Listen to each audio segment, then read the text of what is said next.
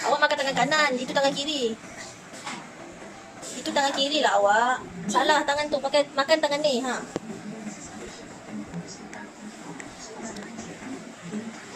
Sedap ke mama masak? Sedap ke mama masak? Sedap. Awak suka? Awak nak apa? Saya tengah record awak makan. Oh,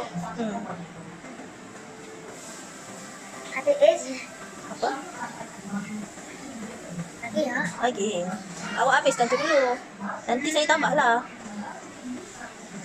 Saya. Sedap. Tidak, dah. Lagi ya? Lagi? Awak nak apa? Iya. Nasi ke? Kasih. Nasi. Ya. Banyak ni boleh? Boleh. Boleh. Awak nak sup ke? Oh, sup. Sup. Nah, saya letak sup untuk awak. Wah, awak nak banyak ke sikit? Sikit. Sikit. Dah. Dah.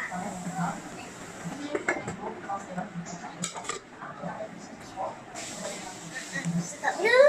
Mestilah sedap.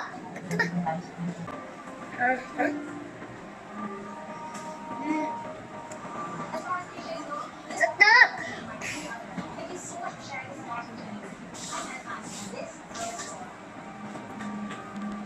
Awak dah makin pandai lah suap sendiri. Awak dah besar. Nanti awak sekolah lagi. Oh,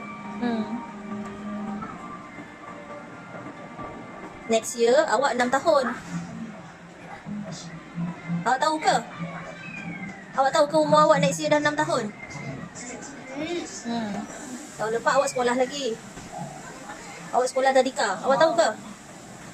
boleh. Boleh. Awak nak sekolah? Sekolah.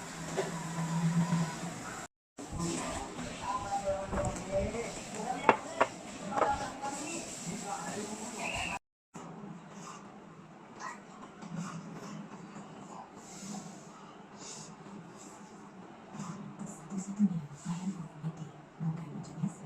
Pasal itu